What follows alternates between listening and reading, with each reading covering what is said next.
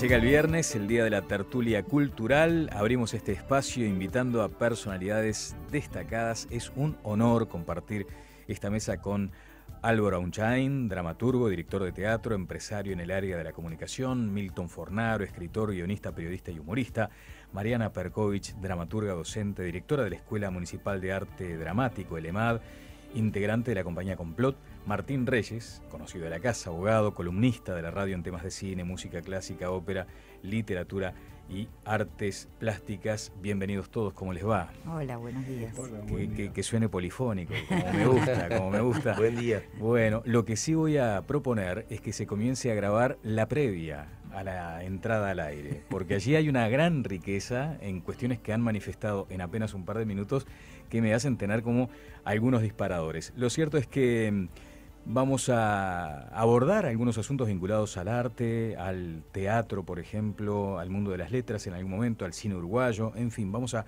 recorrer algunos de estos grandes temas simplemente como titulares a cuenta de seguir hablando más adelante de ellos. Pero decíamos, Mariana, el uruguayo va mucho al teatro cuando viaja. Una parte de los uruguayos, sí. Una parte de los uruguayos les pasa eso, ¿no? ¿Y cómo es eso? ¿Cómo se debería decodificar? A ver. Bueno, porque creo que hoy más que nunca tenemos que hablar de los públicos, ¿no? Para todo. Los públicos. Para mí no hay un público, hay muchos públicos. Y creo que hay un sector de uruguayos y de uruguayas que sí viajan, que consumen cultura fuera del país, que van a Nueva York, que van a Londres, que van a Buenos Aires incluso, porque también ahí podríamos hablar de distintos tipos de públicos. El público que va a Buenos Aires y ve Calle Corrientes, y el público que va a Londres y ve el último estreno de Pinter hecho por una estrella, ¿no? Entonces, por eso digo que hay públicos. No, exacto. Nos pasa eso, incluso el fenómeno de toda la corriente under interesante y alternativa que hay en Buenos Aires. Exacto. Que mucho público es más conocedor de lo que pasa allá de lo que estamos haciendo acá. Álvaro, tú comentabas, por ejemplo, que hay uruguayos que van y se ven en un día 3 obras de teatro. 3 obras, sí. eso pasa. ¿Y en el año aquí en Uruguay? Sí. Y en el año en Uruguay no ven ninguna. Pasan esas cosas que tiene que ver, creo, un poco con la percepción que tenemos de nuestra propia cultura. Digo, yo no le cargo las tintas al público cuando hace eso. Creo que es una responsabilidad de todos y que tiene que ver con la ajenidad de los medios masivos a la producción uruguaya y cómo de alguna manera el público uruguayo termina teniendo, no sé si se acuerdan que siempre el Corto Buscaglia contaba que cuando él hacía las musicaciones, aquel movimiento maravilloso con Eduardo Mateo, con todo el mundo, los bienpensantes consideraban que eso era música terraja, porque era música cantada en español y entonces era terraja. Y entonces hoy sabemos que Eduardo Mateo es una especie de faro que ilumina a toda América Latina como creador musical y poeta, ¿no? Entonces es muy curioso ese fenómeno de la autopercepción que tenemos de nuestra cultura, ¿no? ¿En qué público te instalas, Martín? Yo lo dije muchas veces acá al aire, no es la primera vez, no hay ninguna originalidad, para los pocos que recuerdan las tonterías que digo permanentemente, que a mí no me gusta ir solo al teatro. No me gusta, pero no me gusta ir solo al teatro cuando estoy en Montevideo. Si fuera un psicólogo, te decía recién, le preguntaría, dígame una cosa, ¿por qué me pasa esto? Me podría decir otra tontería, porque yo creo que sé por qué es, pero de repente es por otro motivo. ¿Y por qué sería, verdad? Porque a diferencia de lo que tú pensabas, que sea que no me gusta el teatro, me gusta muchísimo, pero me pega mucho. Cuando salgo solo del teatro, en las mismas calles que he convivido 60 años, salí por ejemplo del Circular y acordarme del lindo bar y tener enfrente el Cine Central y la Tertulia de la Libertad, ir al Plaza y sentirme solo en la calle Soriano y Rondó, que no hay un boliche en el centro, me puede venir una desazón, me puede venir una melancolía, que ya de por sí uno es melancólico, a pesar que soy muy alegre, no dejo de ser un gran melancólico, que no me animo a ir. Entonces, por ejemplo, que adoro a Bernard. Thomas Bernard para mí es de los más fuertes escritores contemporáneos. Extraordinario. Es decir, la autobiografía de Bernard esos 5 tomos. ¿Los leíste, Álvaro? No, para nada. ¿No los leíste vos? No, he leído sus obras, que las Alguna admiro. obra he leído, sí. No, pero era así, el sótano, es decir, es impresionante. Un minutito.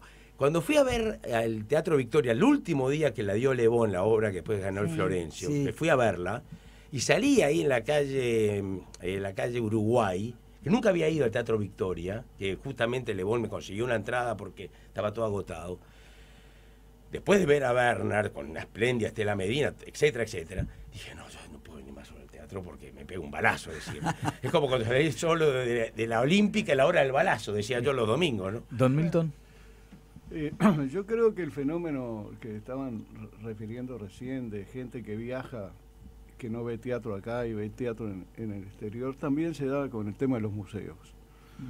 Los uruguayos no conocen los museos montevideanos, los museos uruguayos, y sin embargo, cuando viajan, van a los museos.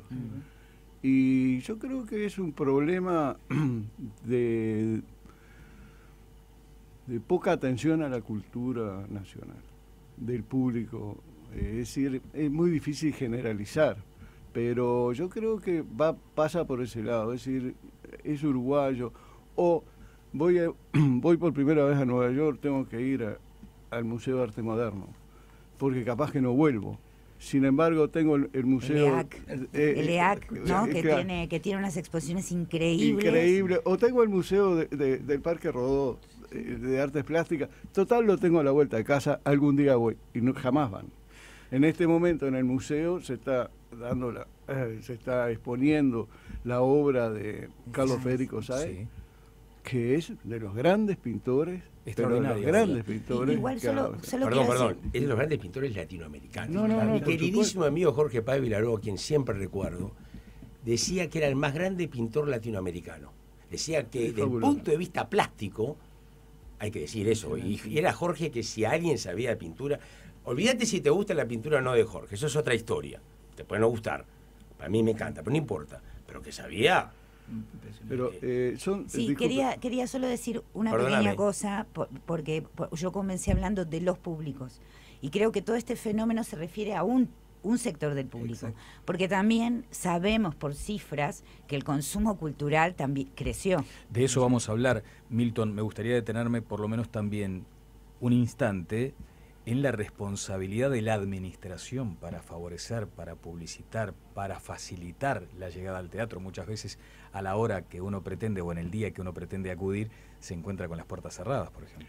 Sí, puede haber responsabilidad.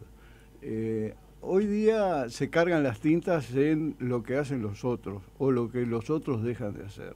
Yo me crié, soy de una generación de la década del 60, donde a nosotros no existían los medios de comunicación tan desarrollados como ahora, no había internet, no había.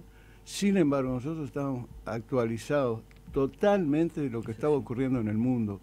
Nosotros leíamos, yo vivía en Minas, en los años 60, y leíamos las principales revistas francesas que llegaban con 3 meses de atraso, pero las teníamos, estábamos al día de lo que era el cine, la Nouvelle Vague, todos los movimientos. Entonces hay una responsabilidad, sí, puede haber de los otros, pero es fundamentalmente un problema de cada uno, de cada consumidor que busca. Y que ahora estamos muy cómodos esperando que nos lleguen las cosas a las manos. Antes había una preocupación mayor y una búsqueda mayor. Volvemos a ese concepto de la cuestión de actitud. Decías, Mariana, el público parece estar más receptivo hoy por hoy a la propuesta. Sí, yo creo que sí. Creo que por eso que han cambiado las costumbres y las formas del consumo cultural, porque, por ejemplo, ahora se está desarrollando en Sala Verdi el festival del programa de fortalecimiento de las artes, donde yo también participo como creadora. Y fui a ver algunas de las funciones, y hay que ir a las 7 de la tarde a hacer la cola, porque la Sala Verdi se llena hasta el último lugarcito, agregan sillas. Es verdad, es gratis, y uno puede decir, bueno, van porque es gratis.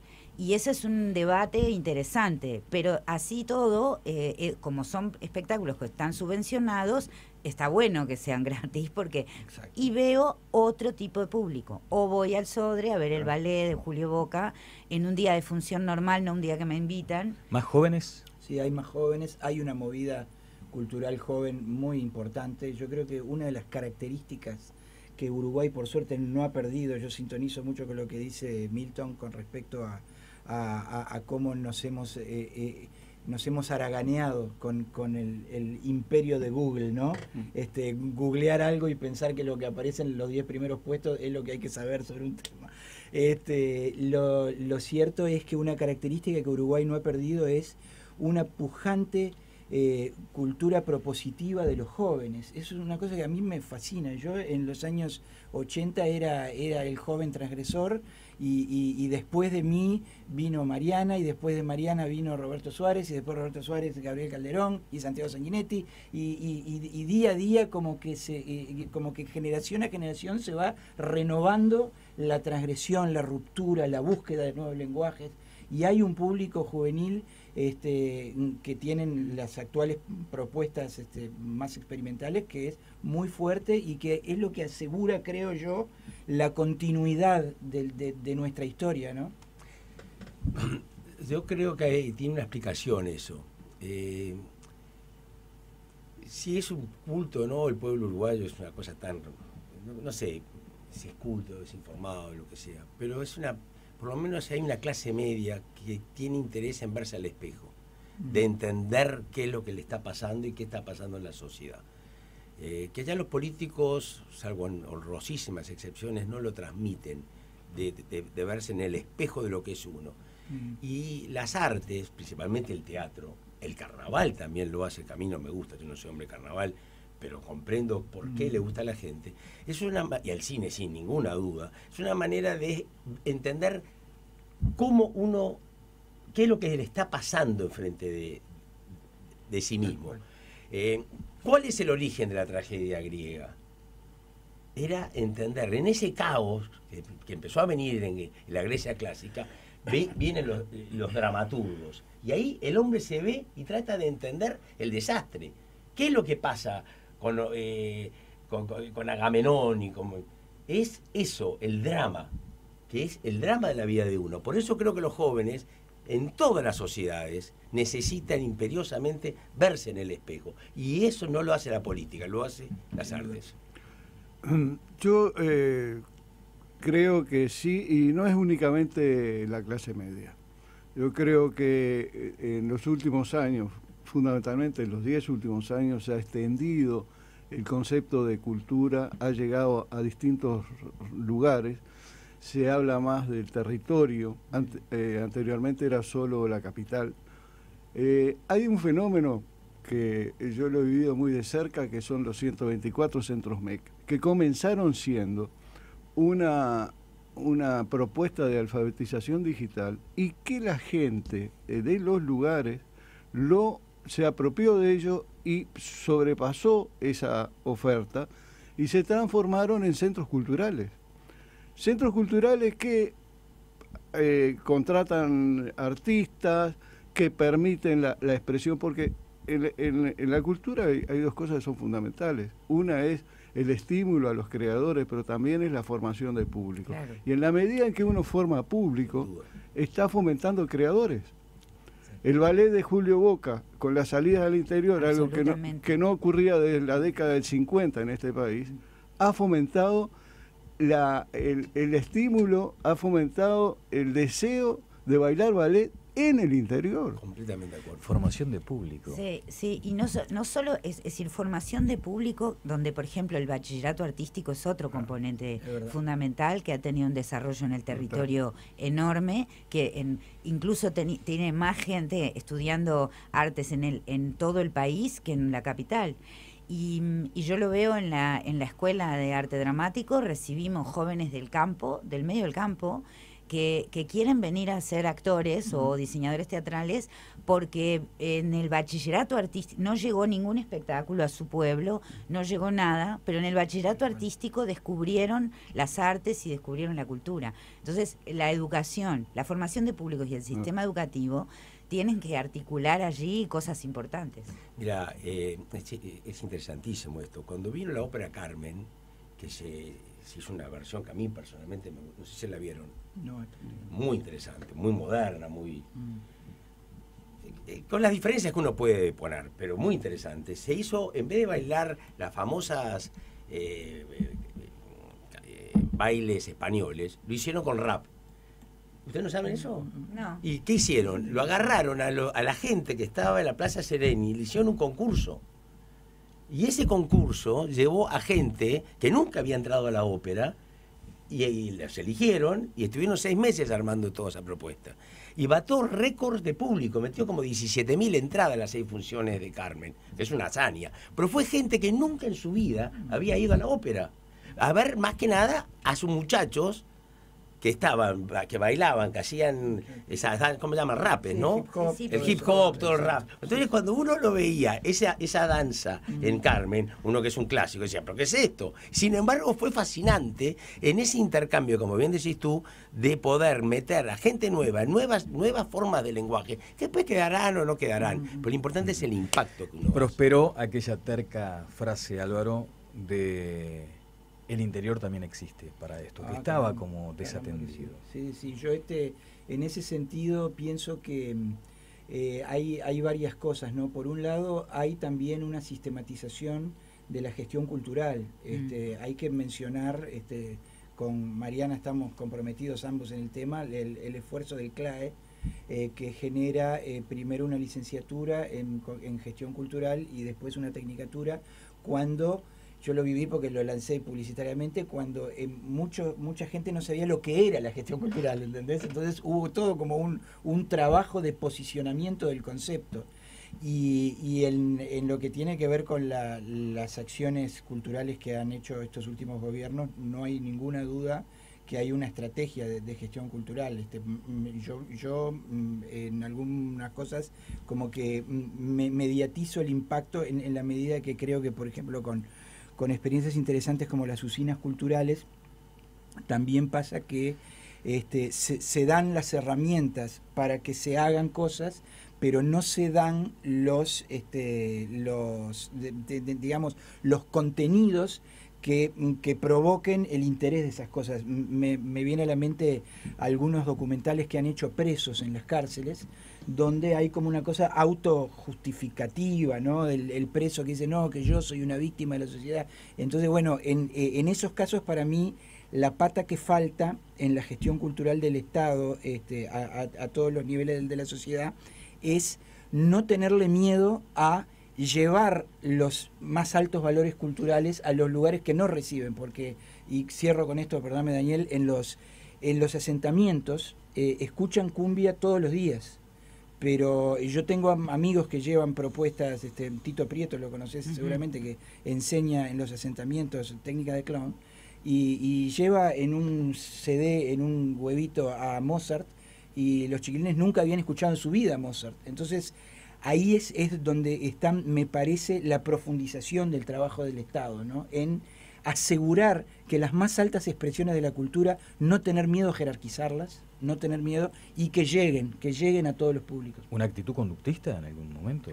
No conductista, no, para nada, sino compensar la terrible carencia que propone el mercado, porque si tú vivís en un barrio pobre y tu único acceso es prender el televisión y ver a Tinelli manoseando mujeres, evidentemente eso exige que el Estado haga una compensación fuerte, acercándole a esa gente otros valores para que vea que existe otras cosas, ¿no? Claro, es que justamente cuando también mencionaba el sistema educativo, tiene que ver con eso. Es decir, yo creo que se han dado pasos enormes, porque hoy mencionabas cuando nosotros arrancamos en nuestras carreras artísticas, nosotros arrancamos en el descampado y en la intemperie y con el escarbadiente en la mano, que es decir, solos.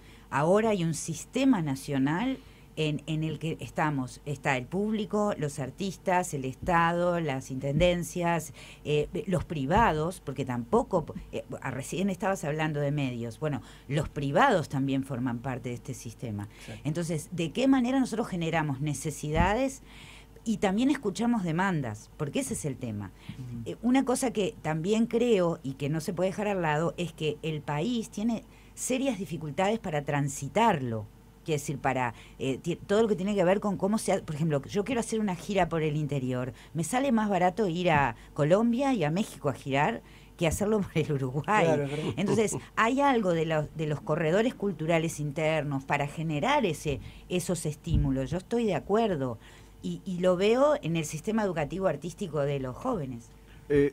Yo estoy de acuerdo en lo que dice Mariana y también en lo que decía Álvaro recién, de proponer otras alternativas y que sean de calidad artística.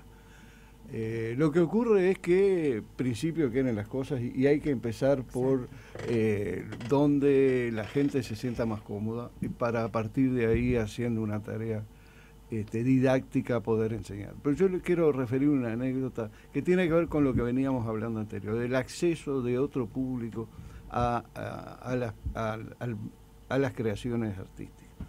Es una anécdota que pinta lo que hoy día está ocurriendo en este país. La Orquesta Juvenil del Sodre hizo una gira por Europa. Una gira que empezó por Francia, siguió en Alemania, España. Una gira muy exitosa. Luego de la primera función de la gira, sale un alto funcionario del gobierno de su casa y le dice al cuidacoche, qué buena que estuvo ayer la función en París de la Orquesta Juvenil. El alto funcionario, que recién salía de su casa de temprano, que no había leído los diarios, pensó que este señor se había informado por los diarios. Y le dice, sí, estuvo muy buena. Y dice, ¿cómo se enteró usted? Porque mi hija toca en la orquesta. La hija de un cuidacoche. Eso está pintando lo que es el Uruguay de hoy. No, estoy de acuerdo. Y mira, la Orquesta Juvenil me gusta mucho la música y la he seguido. Obviamente no es la orquesta bolivariana de Dudamel, pero ¿cuál es una comparación ociosa y gratuita? De Abreu. De Abreu, muy bien, de Abreu. Y después viene Dudamel, pero el origen es similar. Y lo que ha logrado, ahora hicieron una novena de Beethoven, hicieron una Carmina Burana, que fue maravillosa, pero maravillosa. ¿Y qué cantidad de gente? ¿Por qué? Porque ese cuidador, que seguramente nunca había ido al teatro, va a ver a la hija, que es algo muy similar a lo que pasó con la ópera. Entonces es una forma de integración. Yo creo que el fenómeno artístico tiene que integrar. Tú me hiciste recordar un minutito, sí, Daniel, claro, cuando hablabas de las cárceles. No sé si vieron una película que la dieron este año en Montevideo, pasó bastante desapercibida, sobre Julio César de los hermanos Taviani. ¿La viste? Sí, sí. Extraordinaria. Sí, sí. Extraordinaria. Bárbara. Sí, en una cárcel se hace Julio César. Y entonces muchos de los actores se veían en Julio César, en ese gigantesco Shakespeare. Y se convirtió en un clima de tensión y de comprensión de uno mismo, que fue maravilloso. Estamos con Álvaro Unchaín, Milton Fornaro, Mariana Perkovic y Martín Reyes. Seguimos luego de la pausa en la tertulia de los viernes. No solo plantearé la posibilidad de grabar las previas, sino también en los momentos en la pausa, porque se han acalorado con el debate respecto a los medios, específicamente a la televisión. Uno se pregunta si estábamos mencionando cuestiones que son fácilmente constatables. Por ejemplo, los incentivos que han crecido a través de los fondos concursables que fueron citados, programas de fortalecimiento de las artes, la cultura vista como patrimonio. Ahora, insertemos allí ese asunto vinculado a la televisión, si les parece, pero en el marco de aquello conceptual de la cultura. O sea, ¿la cultura se ha vuelto más democrática? Bueno, es una pregunta compleja. Pensando en lo audiovisual, justo hoy revisaba lo que significó la creación del ICAO y lo que significó el aumento de la producción del cine nacional y lo que significa la pelea que se está dando para que en las salas y en los circuitos comerciales se le dé más espacio a la producción nacional. Es decir, estamos hablando también del páramo y de ahora gente que concursa en los Goya y que compite y que quiere, ¿no? O sea, y un público que llena las salas cuando se estrenan las películas uruguayas. Si la cultura es más democrática, ¿por qué es una pregunta compleja para mí? Porque vos lo podés referir a el acceso a esos fondos, que por supuesto tienen que ser concursables y que todos tenemos que competir en categorías y todo lo demás. Esa es una discusión y una alerta que el propio sector cultural tiene que dar. ¿Es más democrática porque accede más gente? Bueno, ahí es donde la pata medios, televisión de aire entra. Porque el carnaval tiene mucha gente, pero también las cifras han demostrado que el teatro y la danza en relación han crecido más que el carnaval. Entonces, que también es un poco engañoso eso de que el carnaval es lo... No, el carnaval es una parte, es una pata más. Los centros MEC han sido algo genial para la difusión cultural en todo el territorio nacional. Muchas veces el interior quedaba relegado y muy permeable a la influencia argentina, principalmente en ciudades fronterizas, en Paysandú, por ejemplo. Se restauró el teatro luego. A los pocos meses hubo una seguidilla de teatro tipo revista, dice un oyente por aquí. Al teatro uruguayo le falta marketing, en los medios salen poco, una buena web con críticas para orientar y elementos dinámicos para facilitar la elección, como lo que hace el tráiler en el cine argentino, lo citan como ejemplo. Museos, volviendo a un tema tocado más temprano, tienen mal horario. Yo creo que discutir que la parte cultural en el Uruguay en los últimos 20 años, ha tenido o menos quizá, 15 años, ha tenido una evolución tremendo, es no entender la realidad. Es decir, la orquesta del Sodre éramos muy poquitos y durante mucho tiempo eran más viejos, eran más jóvenes, ya tenía 50 años y eran más jóvenes, y pasa lo mismo con la ópera. Y hoy vos vas con esta maravillosa sala que yo pensé que no iba a tener suceso, mirá que uno se equivoca y unos conservadores, porque no dejamos de ser grandes conservadores sin darnos cuenta y sin quererla admitirlo. Yo nunca pensé que la sala de la Reta iba a tener lo que tenía. Y si vos me hubieras dicho que el ballet iba a tener lo que tuvo, pero es impensable, y que en el Uruguay iban a haber 4 óperas, impensable. Y el sábado, en la Viuda Alegre de Lear, a través directamente del Metropolitan, el Teatro Solís estaba lleno, no había entradas. Un miércoles, un sábado de verano a las 3 de la tarde. ¿Qué quiere decir? Que yo creo que hay un movimiento mucho más grande y mucho más democrático. Cuando yo dije, y me equivoqué, la clase media, también la clase baja quiere, ponelo como quieras, quiere introducirse y entrar en un nuevo circuito de entenderse a sí mismo. Porque el ser humano siempre se quiere ver en el espejo.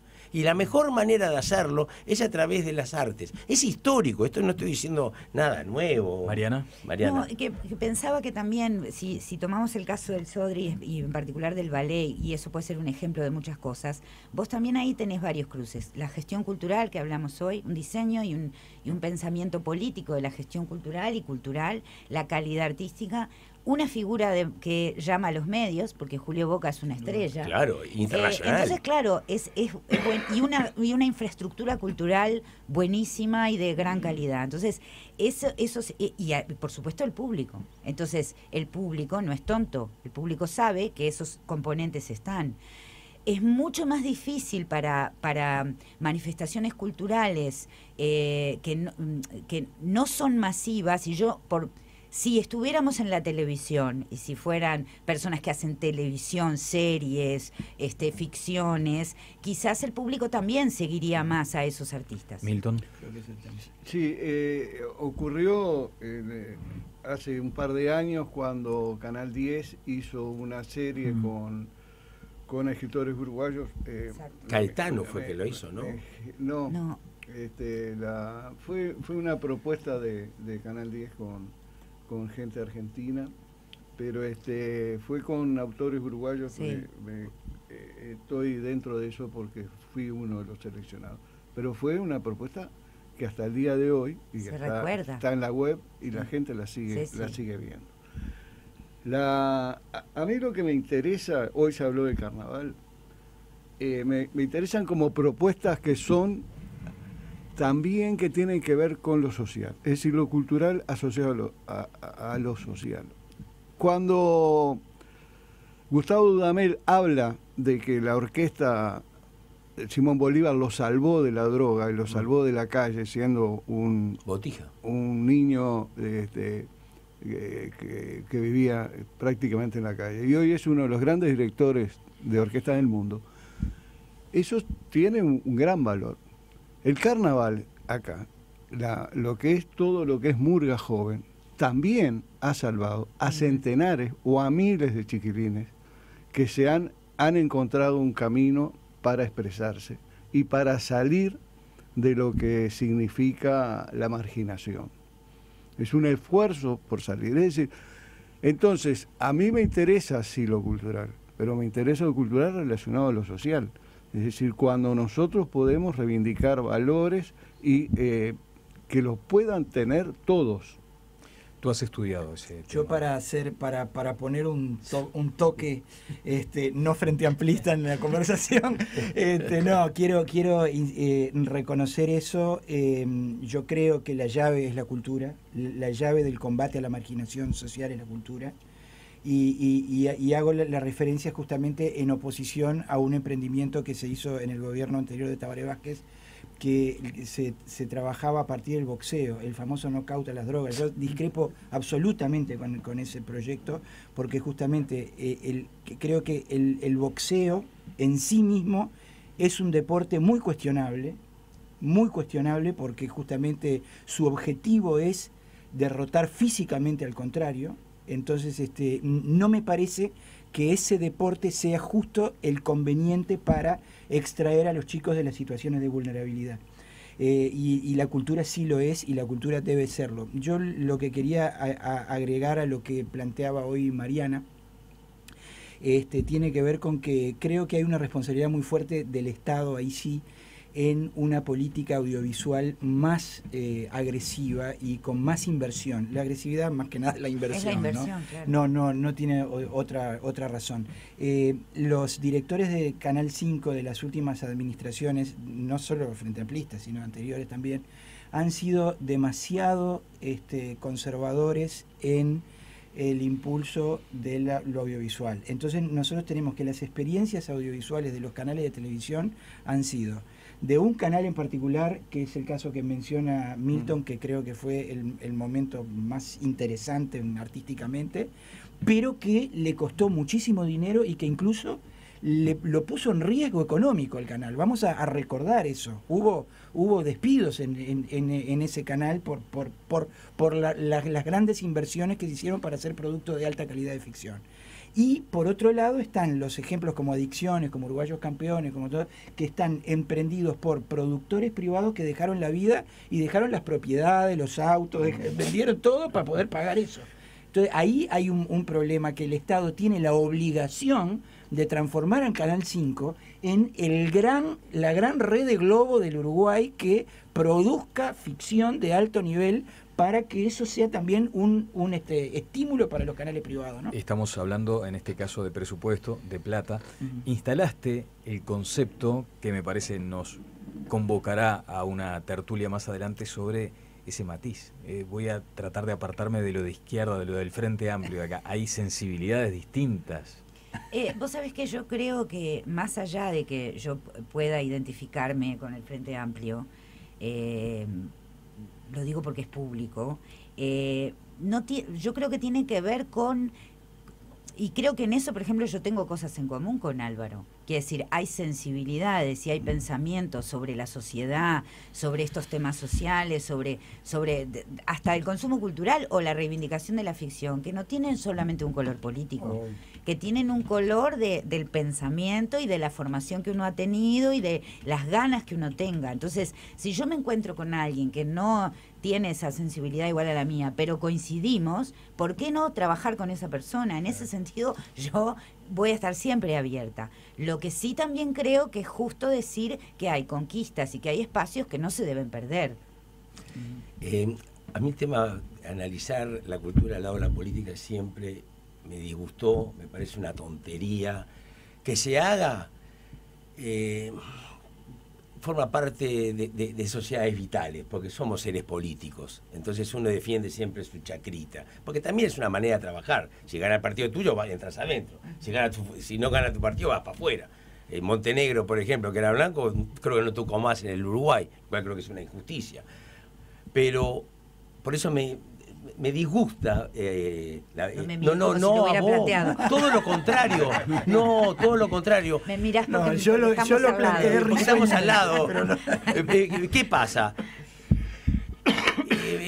¿Vos te crees que hoy por hoy alguien sabe si Neruda era de izquierda o no era de izquierda? ¿Es brutal poeta o no? Neruda sí. No, yo te diría que no. Yo te diría que lo bueno de Neruda excede Claro, Borges. Terminan Vamos a tipo. trascendiendo, en ese sentido. Pero estoy por de acuerdo, favor, sí, vos claro, te creés termina que hoy trascendiendo la- vos agarrás un Sí, botija sí. a cualquiera y le des las 20 cartas de amor a una canción desesperada y ves algo de izquierda, por el amor de Dios. Borges, que para mí es gigantesco, que lo pusieron como un facho. ¿Vos te parece que Borges es un facho? En la candente mañana de febrero que murió Beatriz Estás Viterbo. abriendo otro tema muy No, polémico por eso, como no, para pero ese tema- 3 programas seguidos. Claro, o toda la vida, o toda la vida. debate. Entonces, a mí lo que me gusta es lo que resulta después en la exposición artística. Si el Sodre es o más o menos de izquierda, a mí me importa un bledo. A mí lo que me gusta es que vino Stefan Lano, hizo una gestión extraordinaria. Vimos una segunda sinfonía de Mahler que era de disco. Y yo creo que eso no es política. Eso excede eso. Como dijo Mariana, da para una Estamos para agendando, varias estamos agendando. para varias charlas más. Ahora, yo no puedo dejar pasar de que la cultura es política, es ideología, no viene del cielo, no es gratuita, no cualquiera puede tener determinado pensamiento. Es decir, yo creo que hay formas de ver el mundo y ideológicamente uno se identifica con algo que eso es general y tiene que ver con la cultura. Digo, no es Stefan Lano que cayó del cielo, no es que alguien contrató a Boca porque andaba Boca dando vueltas por ahí. Y yo creo que hay un proyecto y que hay una visión y que hay una manera de ver cómo se realiza la gestión cultural. Que es insuficiente, que hay muchísimas cosas para solucionar, sí, pero no es porque antes no se hizo. Por muchos motivos. Es decir, si uno compara la década del 50 que tú hablabas, eran partidos conservadores eventualmente. Y vos viste lo que fue el Uruguay, y en la del 70 lo mismo. Pero hubo un deterioro grande, un deterioro a nivel regional inclusive. A nivel... Ahí no coincido. Yo creo Pero que no sí. voy a abrir el... No, claro. ¿Nos van a echar de la radio? No, yo para No, nada, no por el no, tiempo, por no, favor. por el tiempo. Es que No. yo estoy... a mí no me gusta vincular a la cultura con una ideología, creo que excede absolutamente. De eso, ahora, si te parece, Martín, vamos a hablar, en principio, hacer un redondeo luego de la pausa, y lo podemos plantear como un asunto de fondo para otra tertulia que los comprometa a los 4 que están presentes este viernes. Así que en ese sentido queda agendado. Vamos a la pausa y seguimos en un minuto. Seguimos avanzando en la tertulia de este viernes, faltan 8 minutos para las 10 de la mañana y estamos aquí con esta sensación de que lo mejor está pasando entre tandas, así que insisto con Le esa dejas el posibilidad de misterio grabar. a la gente. Exactamente, pero lo cierto es que podemos llegar a plantear esa plataforma para lanzarnos en la próxima tertulia y tiene que ver con eso, con lo ideológico incorporado a los conceptos de la cultura. Sí, yo también decía que esto que decía Fornaro de la visión del mundo, yo lo pensaba también, porque soy la única dama en la mesa, hasta desde el punto de vista del género. Quiere decir, siempre miramos el mundo a través de nuestra ideología, nuestra formación, nuestro género, nuestras opciones sexuales, es decir, todo está, nuestra religión, todo está ahí. Y eso hace una matriz cultural que nos da un lugar en el mundo, como público o como creadores o como comunicadores, es inevitable. Uno puede buscar el centro o decir, bueno, no estoy haciendo una columna o no estoy haciendo una columna de no estoy haciendo propaganda, sino que estoy difundiendo. Por lo tanto, yo creo sí que quienes somos, Peter Stein decía, hacemos el teatro que somos. Es inevitable. Qué bueno que está. Sí, y el público también. El público se sienta y ve una película o ve un programa Y sí, y retomo algo del principio, sí es verdad que la cultura construye identidad. Eso es verdad. Por eso necesitamos mucha producción uruguaya. Estoy totalmente de acuerdo con lo que decís y yo creo que el tema de la identidad es fundamental. Cuando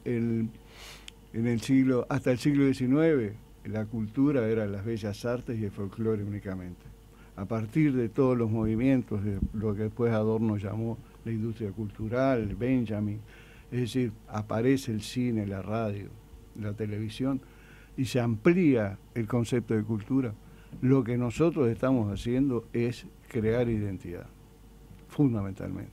Es decir, no solo recibimos del exterior, nosotros somos un país receptivo fundamentalmente, sino que a partir de eso creamos y tenemos lo que nos identifica como nación, como grupo.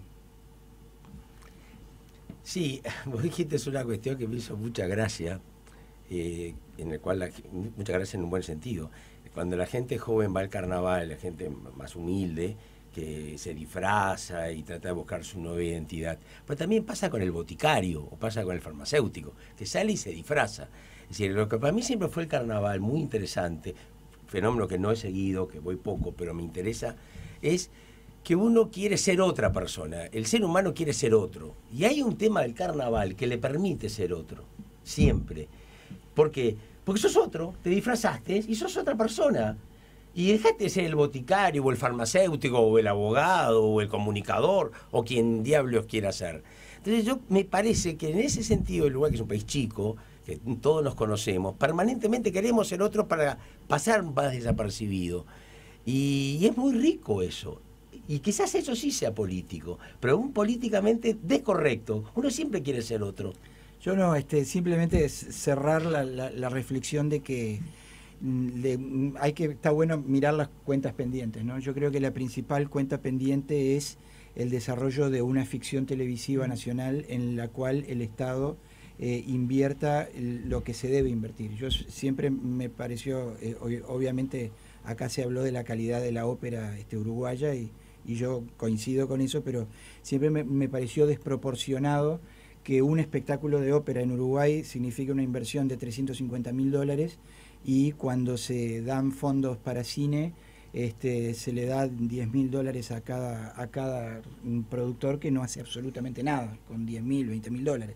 Entonces, de alguna manera acá hace falta un canal oficial que asuma el protagonismo.